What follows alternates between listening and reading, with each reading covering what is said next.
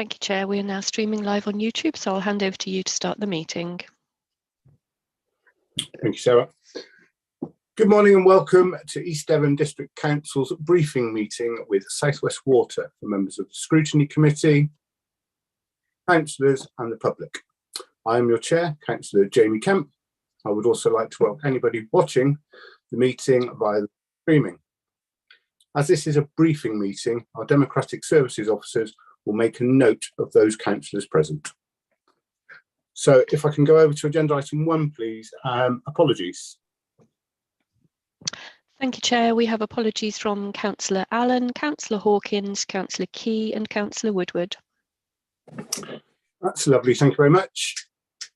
At this point, I would please like a member of Scrutiny to put themselves forward to be Vice Chair just for this meeting, just in case my internet breaks. So could I have a volunteer, please, from a member of Scrutiny?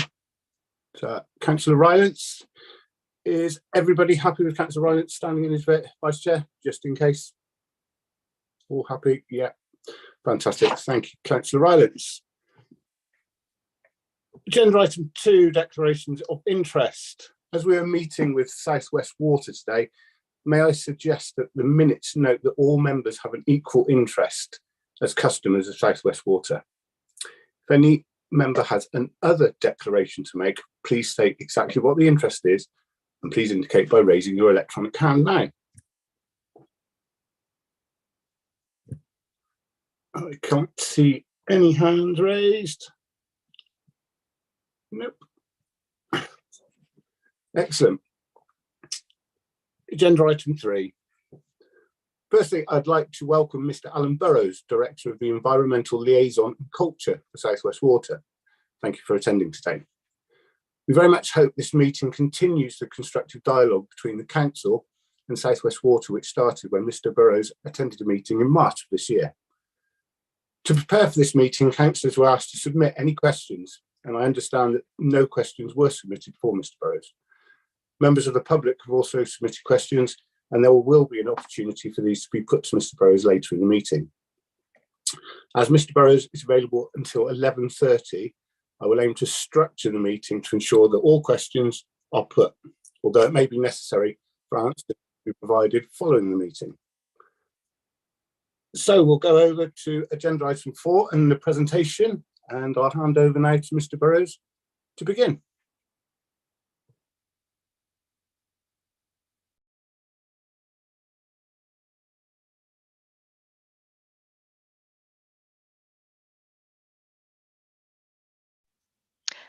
Chair, I can see on my screen that I think Mr. Burrows may have be having a problem with his audio. Because he's also just gone off camera, so we'll just give him a moment perhaps to reconnect. Thank you.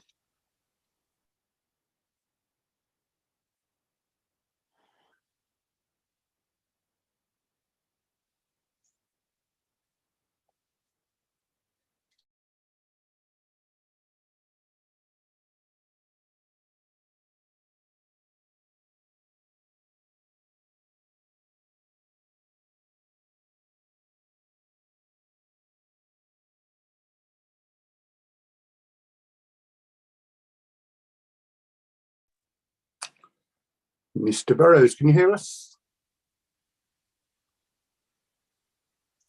I can see him, but I don't think he can hear.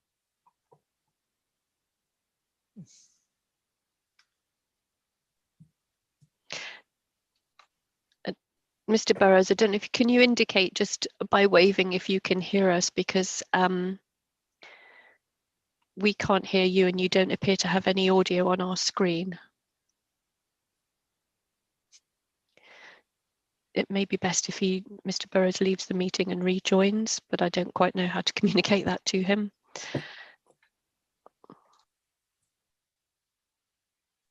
Can you chat to him? Use chat. Yes, thank you. We can see him now. We can see him. Yes.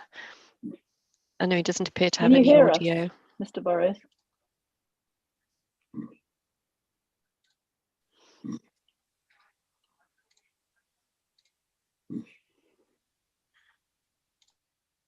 Do you have a phone number for him, Sarah? I'll give him a call.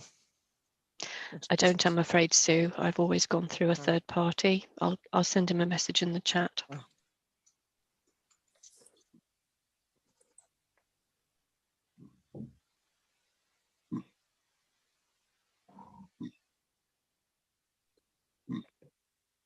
He may have just connected to audio. Can you hear us, Mr. Burrows?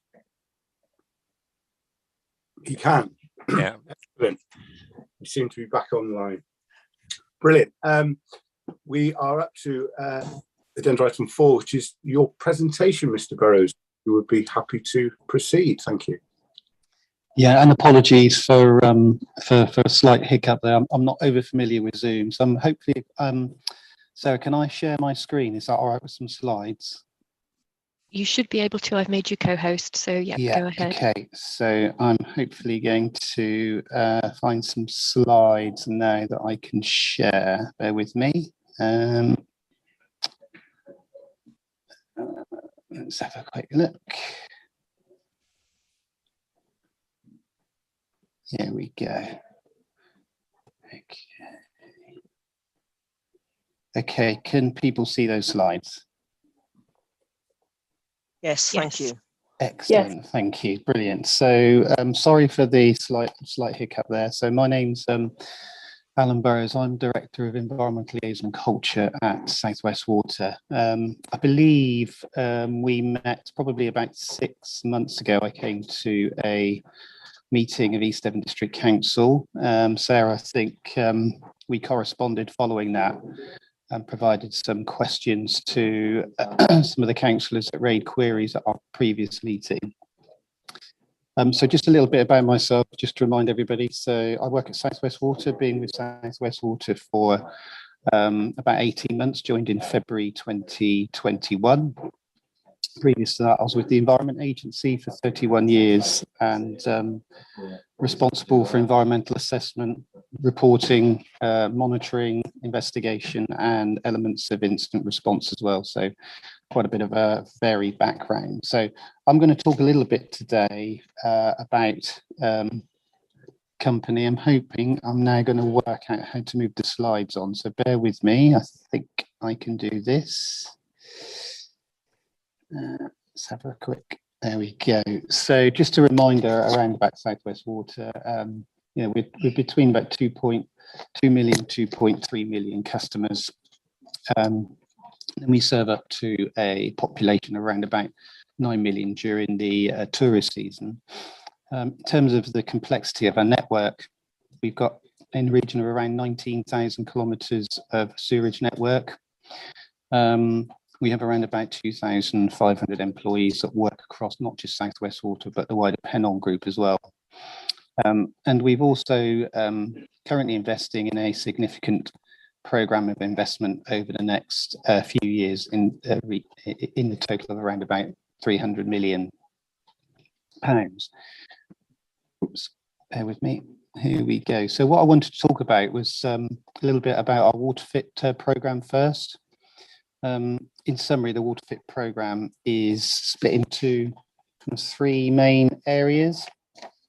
The first area is probably quite pertinent to the conversations that we're having at the moment within this meeting, and that's on nurturing healthy rivers and seas. So the aim of that WaterFit programme, our ambition is to reduce the impact on rivers by 2025 by 1/3. And then also to put forward plans to target zero harm by 2030. What's that mean kind of technically? I suppose what that means is to reduce spills from our storm flows to an average of 20 per year by 2025. And by doing so, we can maintain the excellent bathing water standards all year round so that everyone can enjoy the beaches that we have, because as we know now, beaches are used all year round and not just during the summer.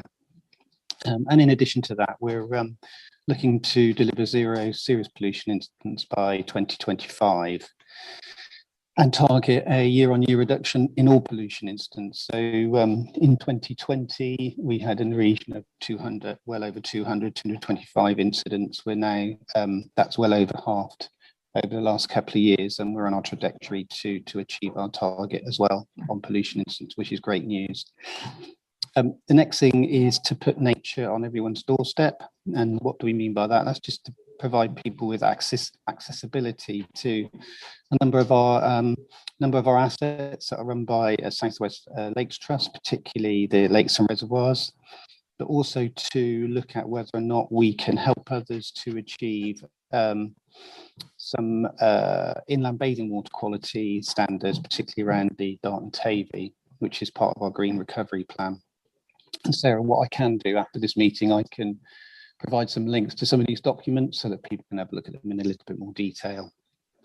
We're also, as well as doing that, creating and restoring habitats. We do a lot of work through our programme of upstream thinking. It's been a very successful partnership between ourselves, Exeter University, Dartmoor National Park and others, looking at how can we use nature-based solutions to solve some of the issues that we have today. And in addition to that, as you can see there, we're looking at increasing the number of trees that are planted by 2025 to combat climate change. The next thing we're doing is working with local communities as part of our Inspiring Local Champions. There's quite a lot of work there, and we do offer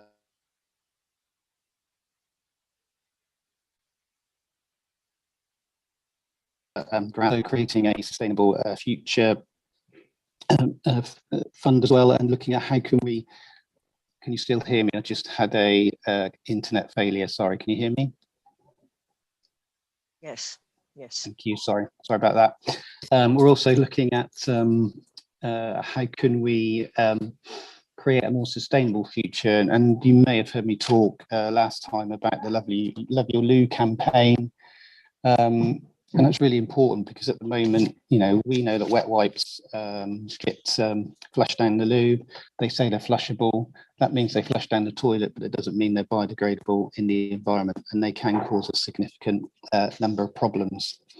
And I do know that Water UK, which is the overarching body for water companies within the United Kingdom, are looking at doing a campaign to get people to understand the impacts of flushing wet wipes down the toilet. And then finally, putting people in control of decision making. And I think, again, this is quite pertinent for yourselves, particularly with the number of bathing beaches within East Devon District Council area. And that's helping people understand what the risks are to the environment and sharing real-time information on water quality. So that people can make a decision on when and where to bathe. Just a little bit of history as well. We had the Clean Sweep programme that started back in the 1990s, and we're now in a position now that last year, for the first time ever, all of the beaches, as monitored by the Environment Agency, met the requirements to pass the Bathing Waters Directive, which is great news.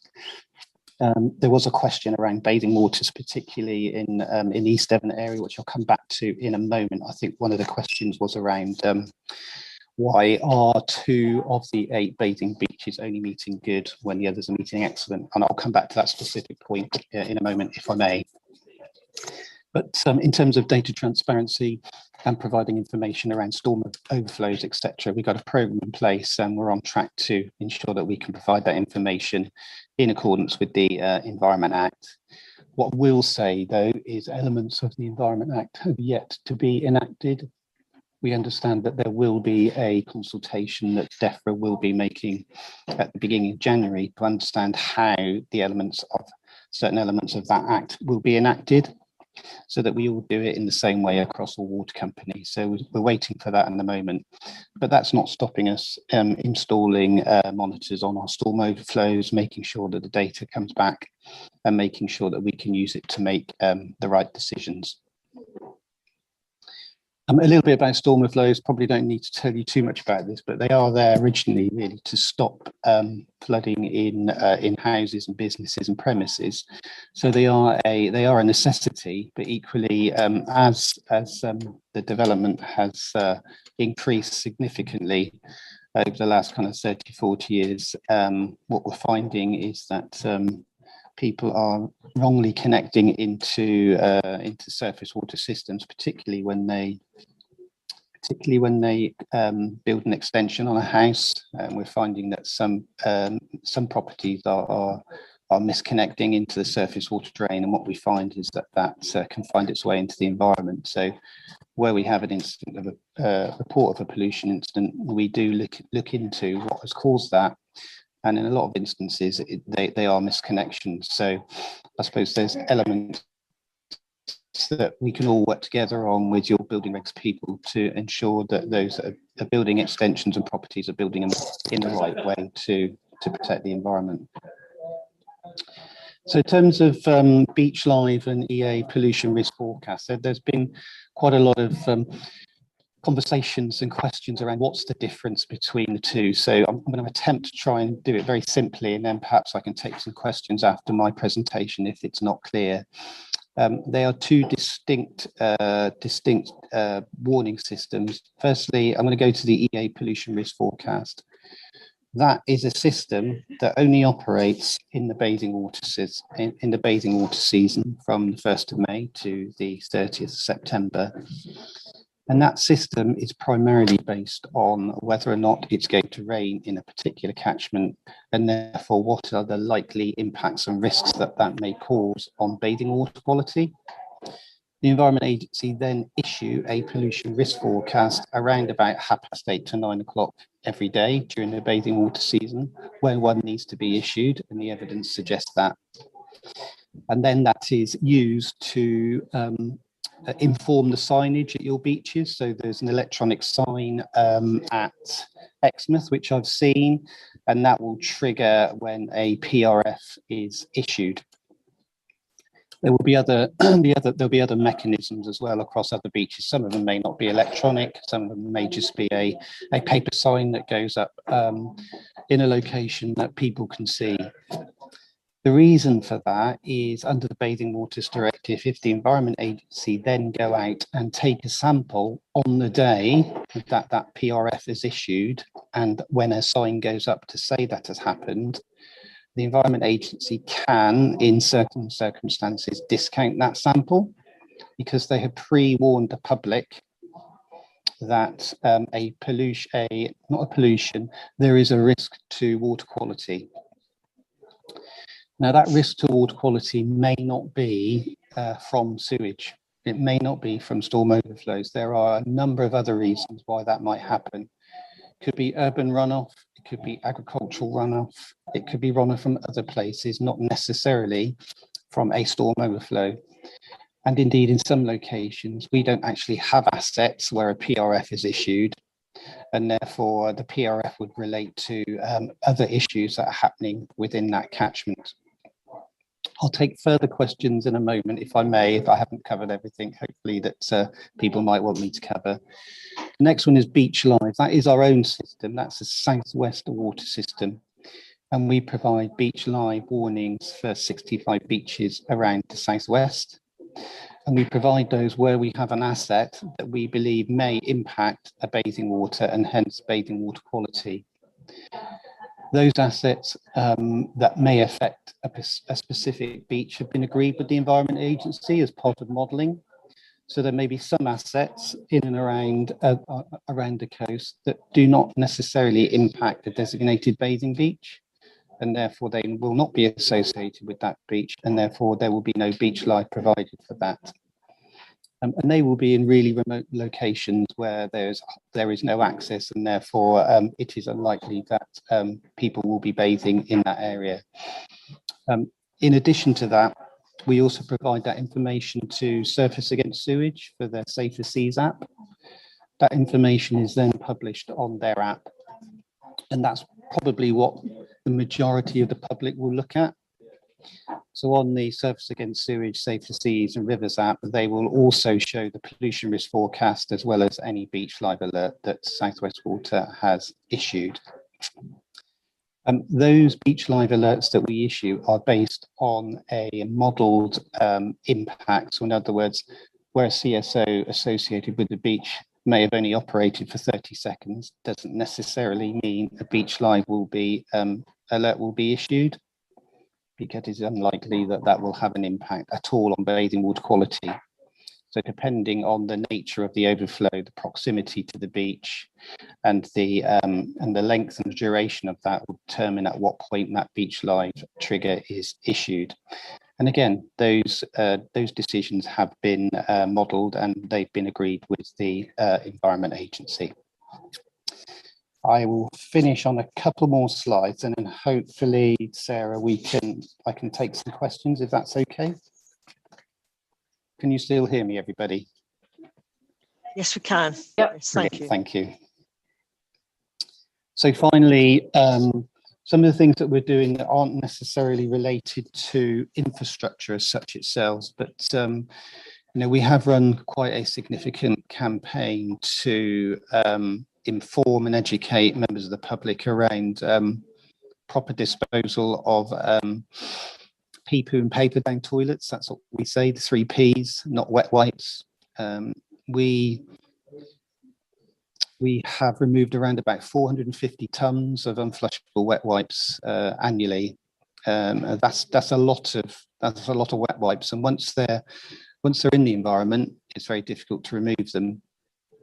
So the best thing to do really is to remove them at source and not put them down the toilet. And again, just referring back to what I said earlier on, Water UK are undertaking let's say a soft campaign to educate people as to what is flushable, what does flushable mean, and what impacts that may have on the environment, and the actions that individuals take can have on the environment around them. The other thing we're looking at, and I think there's a presentation on Thursday evening on planning, I believe, to another committee of yours. So I'm not going to go into that into too much detail, but members of my team will be talking about issues around the right to connect, sustainable urban drainage, and what we're doing to ensure that any new development that may occur in a particular area can be done in a manner that doesn't increase flood risk, but also ensures that the environment is protected as well. So there will be a presentation from one of my colleagues, I think, to your planning committee tomorrow evening to talk about that in a little bit more detail as requested by yourselves. And then finally, I talked earlier on about some of the nature-based solutions that we're doing, particularly upstream thinking. It's an award, it's a very well understood program of work that's looking at nature-based solutions to not only improve water quality, but also to improve environmental aspects, capture carbon, etc., as well as re-wet habitats that have been drained over many years to ensure that the biodiversity, in particular areas around Dartmoor, Exmoor, etc., is and will be protected for the future. So that is a very brief and quick run through, Sarah, or Chair, sorry. So happy to take any questions now that you may have.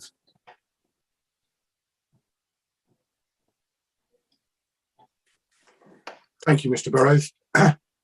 I'd like to invite questions from members of the Scrutiny Committee, followed by council members, and then any questions from members of the public.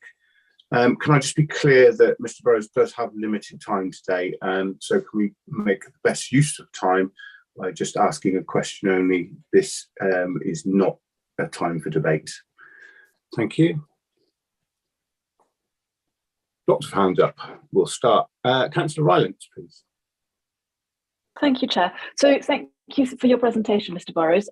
So my question, really, I suppose, in a very rural area like Devon is, what percent of your customers only gets the water service from you, i.e. what percentage of your customers has their own sewage treatment plant at home and does not use mains drainage, with the corollary being that some of the education ambit has also to go towards our summer visitors who may live in areas where they flush things down the loo without a second thought, whereas quite a lot of rural people will have a very close acquaintance with their own sewage disposal and wouldn't dream in a month of Sundays of flushing anything non-disposable down the loo because it would be very personally expensive.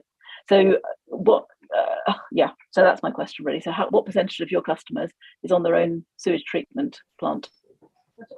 I can answer that question directly. That there are two ways of looking at it. We do know that we do know that there is a proportion of the population that are on septic tanks only, but they do receive water from South West Water. So we could do a calculation on that to give a feel.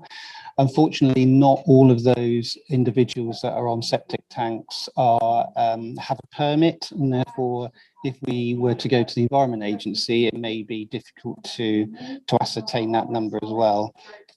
We do know that Natural England are very interested in the impacts of, bear with me a moment.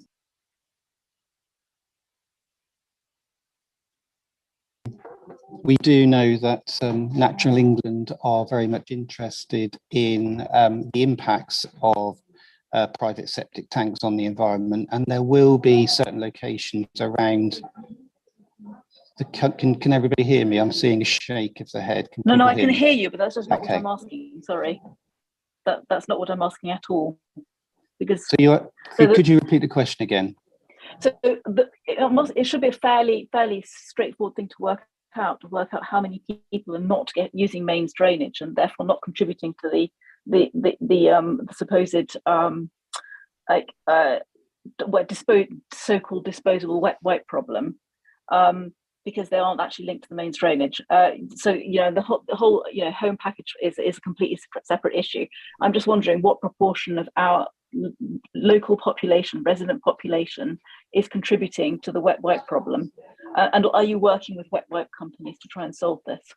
Yes, as I mentioned earlier on, Water UK, who are the overarching organisation for water companies, are looking into working with government to understand how we can reduce the impact of flushables on the environment. That's not something we'll do alone. We have got our own campaign, which is the 3 Ps and Lovely Lou, pee, poo and paper. To answer your other question around population not connected to mains drainage, i.e. another one, I'll have to take that one away. So if we can make a note of that, or Chair, I'll take that away and see what we can find out for you, Councillor.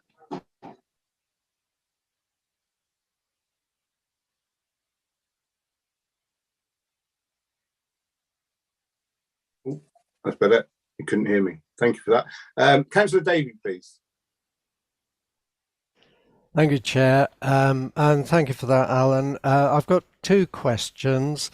One is about WaterFit, which you mentioned. When did that programme start, and are you monitoring its delivery? So is it on track, basically, to deliver the targets that you outlined there, and have you got key performance indicators for every year, every 6 months? My other question is one I've been asked by one of my constituents, is will South West Water commit to fitting EDMs, the sort of warning monitors, on all its outflows, and report all sewage outflows all year round, so that swimmers and surfers and so on, water users, are aware every time there's any kind of release of sewage and stormwater into the bathing water? Thank you. So I'll take those in parts, if I may, Councillor David. I'll answer your last question first in terms of event duration monitors, or EDMs. We are committed to installing event duration monitors on all of our storm overflows by 2023, which is the requirement that's been set out. We're also required under the Environment Act, yet to be defined in terms of what does a real-time provision of data actually mean, but we are committed to undertaking and providing that information to enable members of the public to make informed decisions. As you may have heard me earlier on, apologies for noise just now in the office, that DEFRA are undertaking a consultation in January, which will look at how elements of the Environment Act can be enacted, because those certain elements aren't enacted yet. And until we understand the what and the how we do it, that will then determine how that information can be provided to you and members of the public from our event duration monitors. So yes, we're absolutely committed to that. Hopefully that answers that question. You asked a question on WaterFit. Our WaterFit ambition was launched around about this time last year, in and around the time of the Environmental Audit Committee that was chaired by I think it may have been Philip Hume, I can't remember the name, but it was chaired there. That really sets out, as I mentioned earlier on, our ambition to reduce the impact from our storm overflows by 2025, reduce the number of spills by 20. And yes, we have a programme of work that we're working on to deliver that. I should be in that meeting now, but I've committed to this one, and that's where we're checking progress against that. And we do that on a weekly basis, and we're looking at means and mechanisms to ensure that that will be delivered. And I think you had a third question as well, Mr. Davey, but no, was that it? Okay, thank you. Brilliant, thank you. Still inside committee, Councillor Bailey, please. Thank you very much. Apologies, I was on the phone to the hospital, so I might have missed this at the start of the presentation. But when you came to talk to us last time, Alan, you were waiting to hear the annual Environment Agency report, and obviously that's not quite critical of South West Water. So can you tell me, please, what you're going to do to upgrade South West Water's ratings on all those metrics that it scored poorly on? And could you run through that, please? And that's my first question. And my second question is, I don't really understand why you got the data from not every CSO, combined storm overflow, but you've got a lot of data that you have. And I don't really understand why you can't just next week, upload that onto your website so people can see that. I'm not quite sure why that's not there. Thank you. Okay, I'll thank you, Councillor Bailey. I'll answer your question about I think you're referring to the environmental performance assessment that is produced by the Environment Agency on a yearly basis. First of all, what I will say is the targets that the Environment Agency set get harder and harder to achieve every year. In other words, they tighten the standards. So there are probably three particular metrics that are relevant to this conversation. One is on discharge permit compliance. And in order to be green on that metric, we're only allowed 3 out of the 635 sewage treatment works to fail on their discharge compliance for the year. Last year we had 8. This year we're currently green on the EPA metric as we look at it. So assuming we continue on that path, we will achieve green against that metric for this year. The one on pollutions I mentioned earlier on, sorry, you may not have heard me, but we do recognise that in 2020 the number of pollution incidents we had were very high. It was in the region of 225. We're now almost a third of that this year, and we're tracking on being amber this year in the EPA. Because the way the Environment Agency assess pollution incidents, what they do is they normalise the figure by 10,000 kilometres of sewer. So in order to be green, you have to have a certain number of pollution incidents per 10,000 kilometres of sewer. So if you're Thames region, you can have more incidents because you have more kilometres of sewer. My response to that is the Environment doesn't understand normalization. It just understands the impact. So there's some conversations around what does that metric actually tell us, but we are in a much stronger position than we were in 2020, and indeed that we were in 2021. And if you want to see some of the data, there is an updated pollution incident reduction plan on our website. And again, Sarah, if you remind me, I'll make sure that I provide the link to that and indeed the document if people want to see that. But that shows a year-on-year improvement in pollution incidents. And serious pollution incidents, unfortunately, we did have 8 last year. we're currently tracking less than that at the moment. So that's another mechanism which we hope will be not to be read this year. So out of those 3 metrics, we are seeing a significant improvement compared to 2021 and 2020. Hopefully that answers your question, and the details behind it, Councillor Bailey, will be in the pollution incident reduction plan. It's a thin report. I wrote it, and hopefully it'll give you some insights as to the direction of travel that we're making. Okay, does that help? Thank you on that first question. Thank you. And then could you remind me of your other question, and then I can answer that. Yeah, so you have masses of data that you're collecting on a daily basis, and I don't really understand why that just can't be uploaded onto your website. Yeah, this is a delicate question. We do actually upload information on an annual basis in accordance with the permit requirements from the Environment Agency.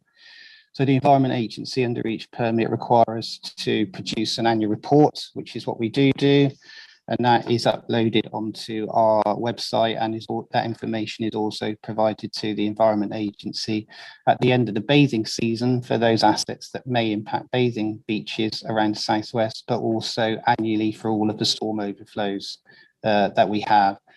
And as part of that, that'll have information on how often they've operated in the 12 and 24-hour period, how often they've been operable, if they're not currently installed, when will they be installed, etc., etc. So all of that information is available on our website. In terms of more detailed information, unfortunately, because we are currently under, I'm going to say, review, investigation by Ofwat on the EA, until that investigation has been undertaken, we've made the decision that we won't provide any more detailed information at this stage, because it may prejudice the outcome of any inquiry that the Environment Agency or Ofwat are undertaking. And that's our current legal position on that. Hopefully that helps. I don't necessarily agree with it, but I note your comments. Thank you. Yeah, thank you. Thank you for that. Are there any more questions from inside scrutiny, please? Can't see any hands raised, so we'll go outside to other members. Councillor Young, please. Thank you, Chair. Surface water runoff is one of the big problems. I don't believe there is a law to prevent people from connecting up to their sewer from their downpipes from their houses.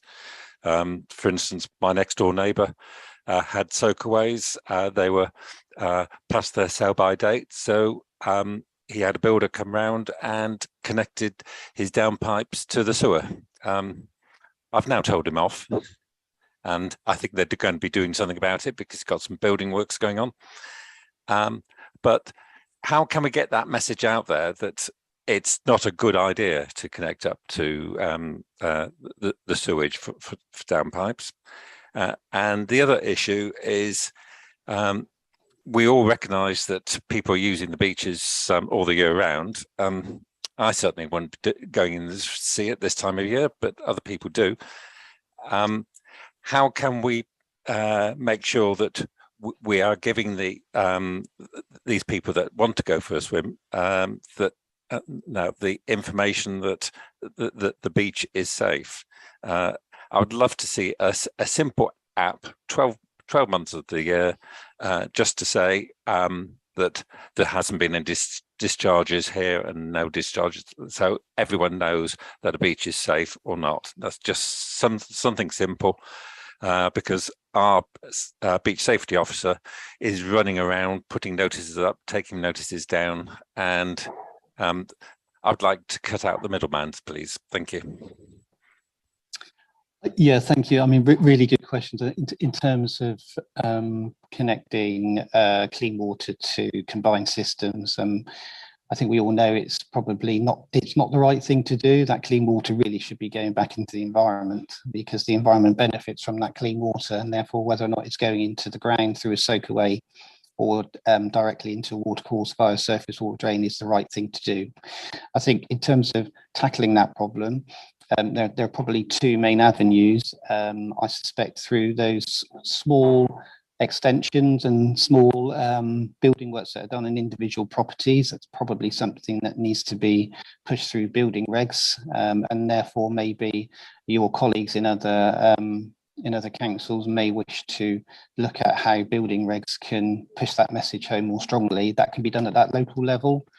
I think the other thing in terms of bigger developments, we do look at those developments that, for example, Persimmons Homes do and others do to ensure that surface water systems are separated from dirty water systems. That's part of the planning condition, and therefore those large developments should adhere to those planning conditions. That will be a question, I'm sure, Councillor Young, that will come up in the planning committee meeting that one of my colleagues is coming to tomorrow.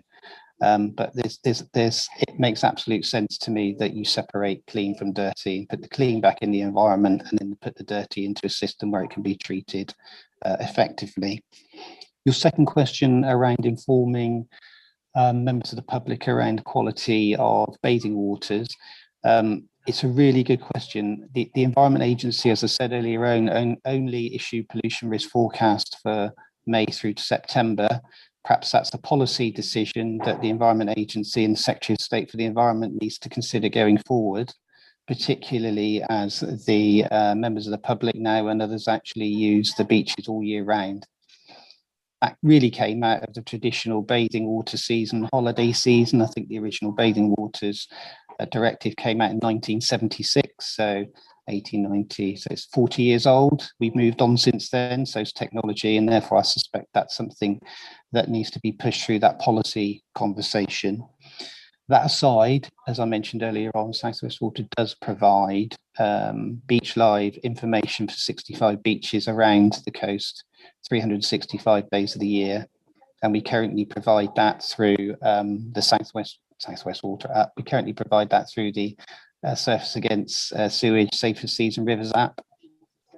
The Environment Act may circumvent all of that, which means that we may need to provide that information direct ourselves, but that doesn't mean that we wouldn't maybe look at other providers to ensure that those messages are getting out to as wide an audience as possible. Hopefully I've answered your two questions, Councillor Young. Thank you. Councillor Cahill, please. Thank you, Chair. Mr. Burrows, good morning. I have got more than one question, but I'll just keep it to the one this morning and save my other question for your colleagues perhaps at the next meeting. You talked on one of your slides about 40 years of development since the Clean Sweep programme. As a local man who has grown up in this area and has paid his water rates for the last 43 years, I do find it a little bit difficult to comprehend that South West Water, when they invested in the Clean Sweep programme around the Southwest, they didn't look at the possible development that may occur in any particular area. Since the Clean Sweep programme, we're looking at 27 years. So, your 30 years in terms of how the area is developed is absolutely quite right. And local authorities produce local plans, talk about future development, etc., etc. So I'm getting it on good authority that when the Clean Sweep programme was developed and the sewage treatment works and the pipe work and the tanks and so on in the Exmouth area where I live were built, is that now it's not fit for purpose because of capacity.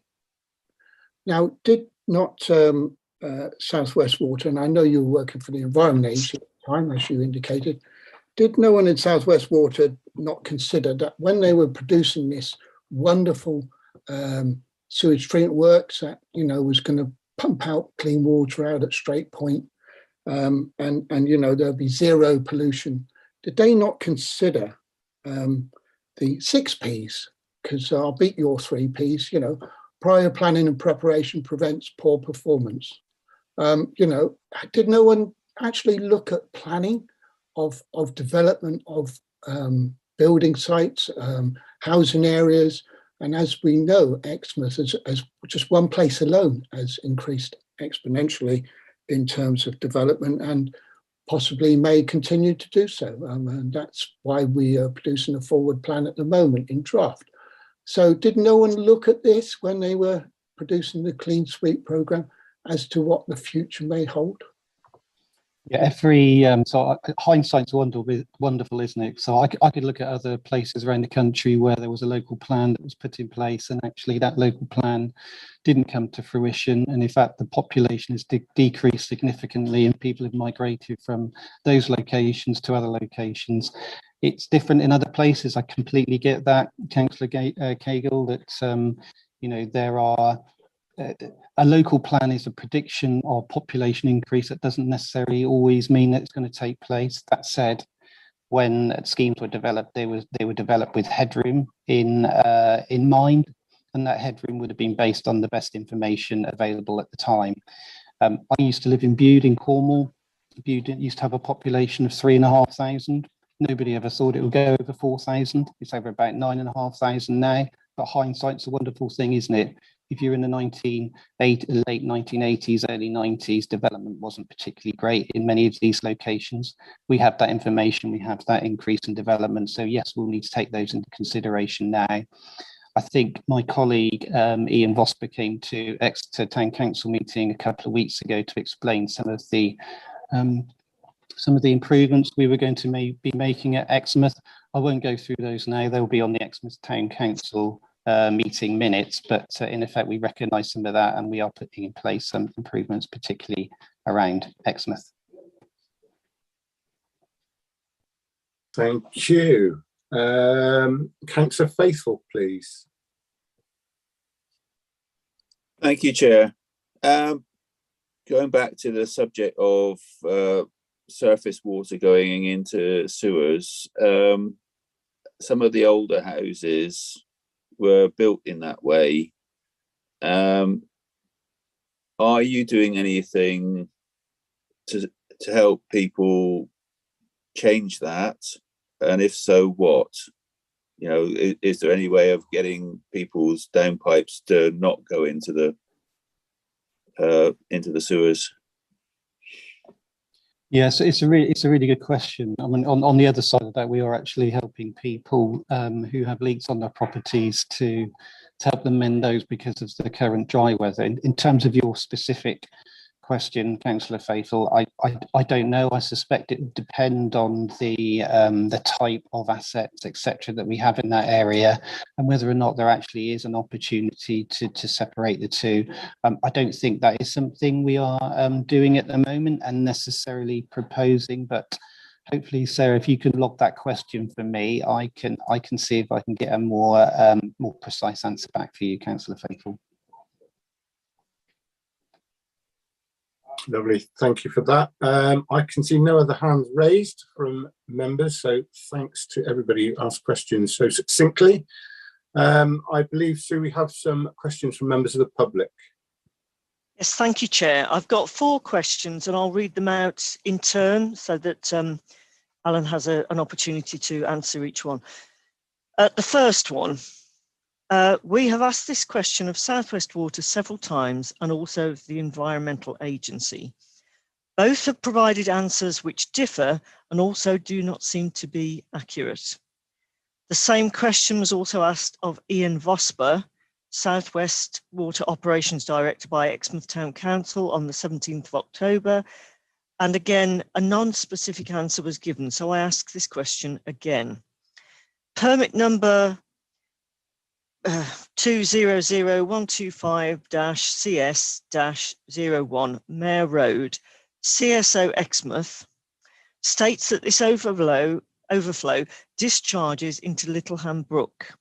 It's also stated that this overflow discharged 62 times for 882 hours in 2020 and 74 times for 1128 hours in 2021. There have continued to be numerous discharges through 2022. The outflow point of Littleham Brook is at the end of the square concrete pipe less than 200 metres from Exmouth Beach at high tide and considerably closer at low tide. It's also literally within Mare Ox where many families go rock pooling and collect shellfish for eating. We consider it extremely important that the specific location of the sewer overflow pipe, Little Brook, is definitely identified and marked.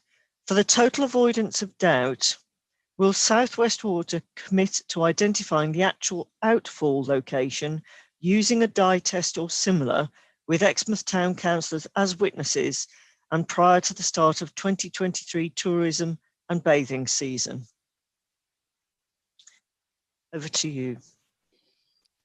Thank you. Yeah, I've got a copy of the questions here. Just to correct you, it's 300 metres from Exmouth Beach, not 200. That was what was stated here. So just for the record, I understand that my line manager Ian Vosper, who came to Exmouth Town Council meeting a while ago, did actually commit to undertaking a dye test to check out to understand the integrity of the sewer network. I believe he also may have mentioned in that meeting that we can't do that without the approval of the Environment Agency, because there are requirements for us to undertake specific monitoring as a result of that. So my understanding is that, yes, we have committed to undertake that, but we have yet to agree a date. And I think the Exmouth Town Council minutes should be able to verify that. Unfortunately, I couldn't see them on the Exmouth Town Council site yesterday. So I can't tell whether or not that was minuted.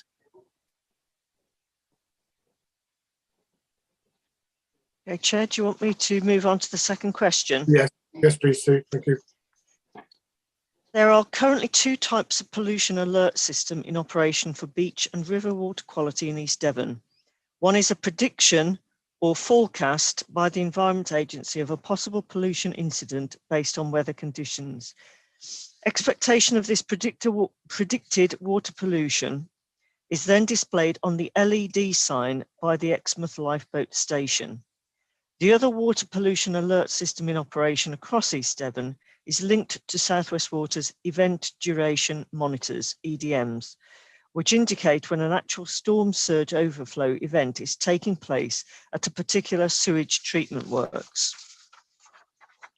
The Environment Act 2021 places an obligation on water companies to report discharges from storm overflows within an hour of beginning and ending, and to make this information readily accessible to members of the public. Currently, they carry out this obligation by sharing discharge information with various agencies, including Surfers Against Sewage, who display an alert on their publicly available app. However, there seems to be no reciprocity between these two systems. The first only operates during the tourist season, May to September, whilst the second supposedly operates 24/7. In addition, these alerts appear to be manually reported, i.e., they rely on human intervention that can lead to significant delay or, indeed, a complete lapse in publicising the event. This often results in confusion amongst beach users over whether an alert is in place or not. To compound the problem, a warning of sewage release may not even be posted until after 9 AM, when many swimmers and water users have already entered the water. Without doubt, the current process for alerting East Devon beach users of a stormwater discharge can only be described as disjointed and not fit for purpose. So as an Exmouth Beach user, I should like to know the following. 1.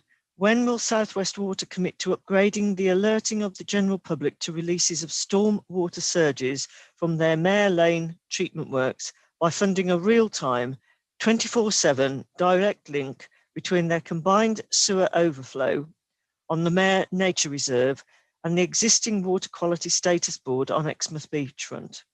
Please outline how best this can be achieved. 2. Southern Water has installed a number of real-time water quality monitoring buoys at bathing sites along the south coast. Will South West Water commit to install similar equipment in order to safeguard the health of Exmouth Beach and water users? Thank you. Again, Chair, I've got a copy of the question, so I'm going to go back through them if I may. Hopefully that will answer the question. So in terms of provision of pollution risk forecast all year round, that's a question for the Environment Agency. It's not a question for South West Water. That pollution risk forecast is undertaken and follows the Bathing Waters Directive requirements.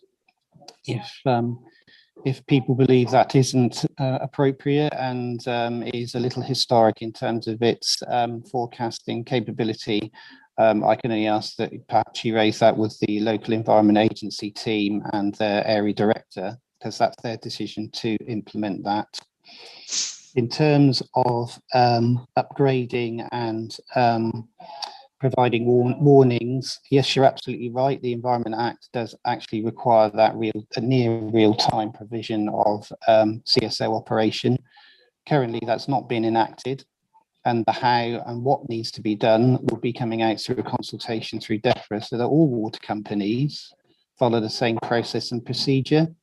It's really important because if you move over to Lyme Regis, which is covered by Wessex, or you move over to Charmouth, which is only just down the road from East Devon, you'd want to hope that you are receiving warnings in the same way for the same reason. So it's really important there is consistency in approach across the whole of England, and that's why that consultation from DEFRA is really important for us to understand.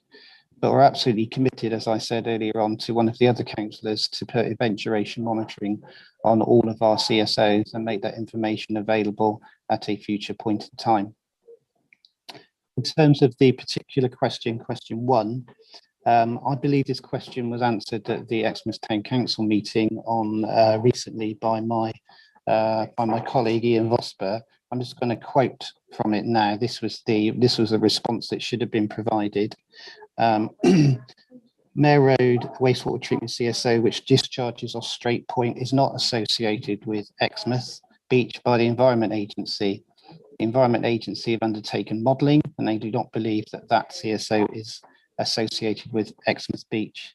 As it does not affect the bathing water at Exmouth Beach, it's not included on the beach line for Exmouth. Mare Road CSO is included on the beach line for Exmouth. So there's, and again, I'll provide, Sarah, I'll provide you with these answers to the questions because they should have been in the Exmouth Town Council minutes. Unfortunately, I can't validate that because I don't have a copy of them. In terms of the other question on the use of buoys for, I'm assuming it's related to monitoring water quality on Southern Water beaches or beaches for which Southern Water have assets on. I'll look into that. We do have an innovation program that we're working with Ofwat on, and we are looking at means and mechanisms to look at real-time water quality monitoring through a number of various means. And buoys is one. There's a number of other innovative techniques that we're looking into. One of them, so I understand, is a little chip that people can put on their wetsuit. And it can measure certain elements, and that information can be beamed back somewhere. Don't understand the science, but the science is moving on significantly. And at some point we will be really, really data rich. We need to understand then what we do with that data, I believe. So Sarah, I'll take that question away around the Southern Water one, but question 1 was answered at the Exmouth Town Council meeting, and I think we need to refer to that in the first instance. Thank you. Do we have another one, Sue? Okay, thank you, Chair. We, Escape Exmouth, welcome the fact that South West Water provides voluntary information to the Safer Seas app via the Beach Live partnership on EDM discharges from the Mare Rock at Exmouth Beach. And we look forward to the commencement regulations next year to enforce Part 5, Section 81 of the Environment Act 2021 to make this reporting apply to all monitored EDMs in as close to real time as possible. We are, however, concerned about the final requirement of Section 81 to report to the public in a form that is readily understood and accessible to the public.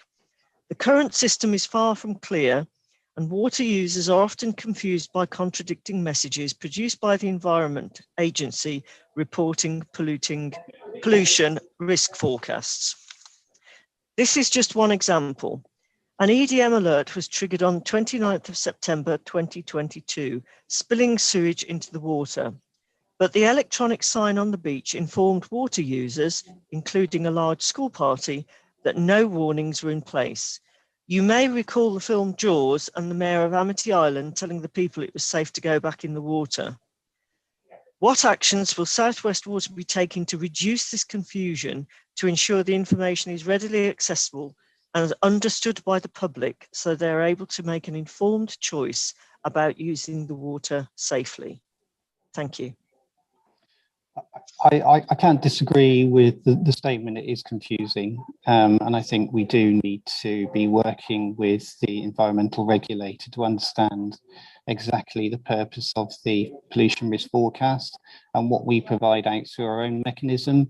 I think you're absolutely right. I work with it day in, day out, therefore I understand, don't I? But if I was to ask my 86-year-old mother who used to go swimming up until recently, she probably wouldn't. So I think there is some work that we do need to do to ensure that there is consistency of understanding, and therefore people can make that risk-based decision. There is actually a Beachwise forum that is being held, I think, around about the beginning of December, and one that we are going to be having hopefully a conversation around this to maybe see what it feels like for other beach managers and owners around the Southwest, because it can cause confusion. In terms of the provision of information, again, under Part 5, Section 81, somebody knows that part of the Act better than I do.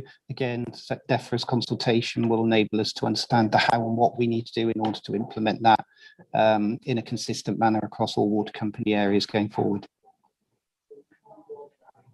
Thank you. Any more, Sue? Yes, one more, Chair. Thank you.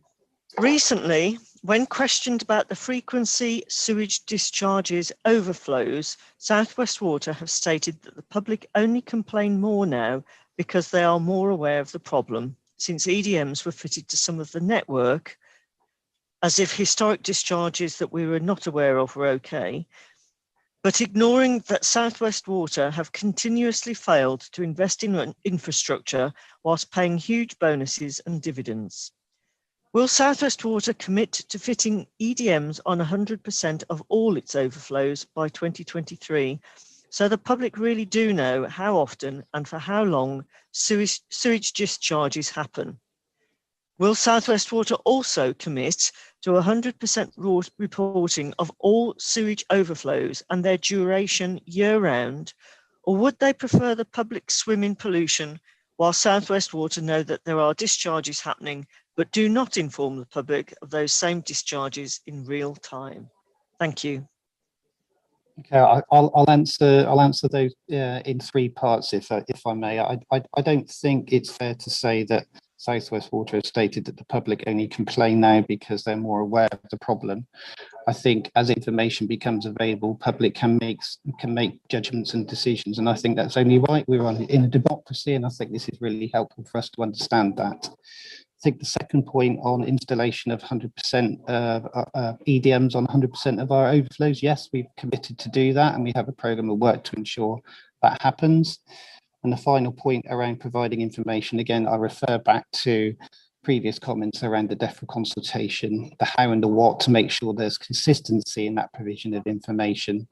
But my understanding of the Act itself is it says something along the lines of within 1 hour of an overflow operating. Now, I'd need to check the Act itself, but I think that's the primary driver. I think other people may say near real time is another phrase that's used. So hopefully I've answered those three parts of the questions. Thank you. Thank you, Sue. There's no more questions, I believe. No. I note, Mr. Crawford, your hand is raised. Is this a point of clarification in regard to your question earlier, please? It's actually not to my, sorry, thank you for asking me. It's actually not with regards to my question, but it was to a question, the question previous, where both Alan Burrows and Ian Vosper in his meeting with Exmouth Town Council both made an incorrect statement. They were talking about the outlet to Straight Point, but the outlet to Straight Point is the overflow of Mere Lane. And what we're all talking about here is Mere Road. They're two separate locations. And so Alan's previous response to that is totally incorrect. I think what I've said, Mr. Crawford, is that the Mayor Road CSO is included in Beach Life for Exmouth. Peter Blythe says it's not. It's the permit. You do not permit to that one. But we were talking about the overflows that come from Mere Road, and you referred to them going out from Mere Lane. No, I said Mere Road Wastewater Treatment CSO. I said Mere Road Wastewater Treatment or Sewage Treatment Works CSO. So the CSO at the Sewage Treatment Works. You said that they go out to Straight Point, which does not affect Exmouth. That's correct. So I'll say it again. I'll read my statement here. Hopefully it'll clarify. So Mere Road Sewage Treatment Works or Wastewater Treatment Works CSO, which discharges off Straight Point, is not associated with Exmouth Beach by the Environment Agency, as it does not affect the bathing water quality at Exmouth. Thank you, Mr. Burrows, for clarification of that. Thank you. I see no other hands raised. Oh, I do. One from Councillor Chapman. Thank you, Chair. Mr. Burrows, listening to this and speaking to you before, everyone was talking about overflows and spills, and looking at the local plan and the number of developments being put forward for the future. I would like to know, apart from investing some money into the Mere Lane treatment plant, if East Devon needs more treatment plants, because tankers going around with slurry from one to the other, I don't think solves the situation, but maybe some new plants across the area would be the thing to do, because it sounds to me just like you're sticking band-aids on things at the moment. Thank you, Chair. Can I just respond to that, Chair, if that's okay? So, yeah, very briefly, then, some of those questions will be responded to in the Planning Committee meeting tomorrow. Secondly, we've actually recently appointed a new senior manager to look at our overall sludge strategy for the whole of the Southwest region. So that would look at parts of the questions that the councillor just raised. The third point around the use of Mere Road for treatment of sludge, I believe, was answered at the Exmouth Town Council meeting. Because of issues elsewhere, we were taking sludge into that works for treatment. That will be reducing over time, and that links to some of the work that we'll be doing at Countess Weir. So hopefully that answers those questions. Well, I'm pleased to hear it. Thank you. Thank you, Mr. Burrows, for clarification on that. I don't think there's anybody going to ask any more questions, so I'd like to thank you, Mr. Burrows, for attending, for your presentation as well, and obviously for fending off questions from council members and members of the public. So that brings our meeting to an end. I'd like to thank everybody, including members of the public watching online, for taking part. However, can I just remind those present that the supporting officer will confirm when the meeting is no longer being recorded or going live, and until then your comments will be live to the public.